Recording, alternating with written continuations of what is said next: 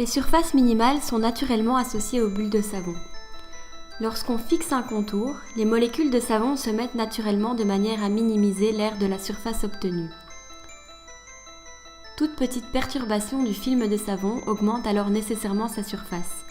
Le physicien belge Joseph Plateau a étudié le comportement des bulles de savon et a décrit les surfaces minimales qu'elles forment.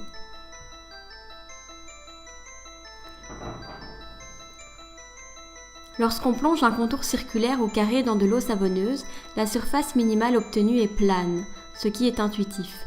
C'est loin d'être le cas pour tous les contours. En soufflant, la surface obtenue quitte le plan, mais on remarque que le film savonneux tend toujours à revenir sous la forme de la surface minimale qui minimise son aire. En plongeant un contour formé par deux cercles parallèles, à condition que ces deux cercles soient suffisamment proches, la surface minimale qui possède ce contour n'est pas le cylindre comme on pourrait le croire, mais une surface incurvée appelée caténoïde. Lorsque la somme des aires des deux disques devient inférieure à l'aire de la caténoïde, la bulle éclate, comme on le voit sur le plan avec le garçon.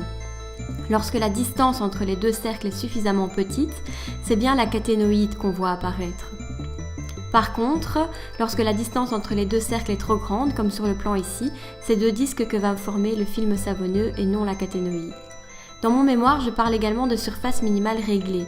Une surface réglée est une surface telle qu'en tout point passe une droite appelée génératrice. Pour mieux comprendre la notion de surface réglée, observez le plan suivant montrant l'hyperboloïde à une nappe.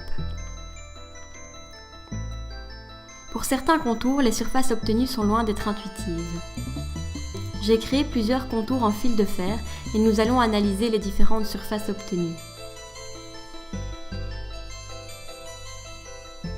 Le ruban de Möbius est une surface étudiée dans les cours de topologie et de géométrie différentielle car il s'agit d'une surface dite non orientable.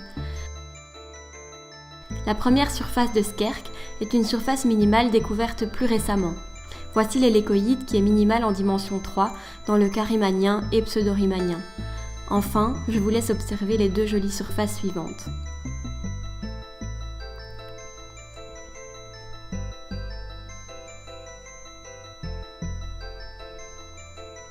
Pour clôturer ces phénomènes concernant les surfaces minimales, je vous laisse avec un petit casse-tête dont l'étude pourrait faire l'objet d'un prochain travail. La surface suivante, imprimée avec une imprimante 3D, représente un puzzle constitué de deux pièces totalement isométriques.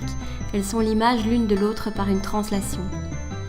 La section du cube est une hélicoïde et l'emboîtement des deux pièces se fait donc par un mouvement hélicoïdal. C'est assez intriguant.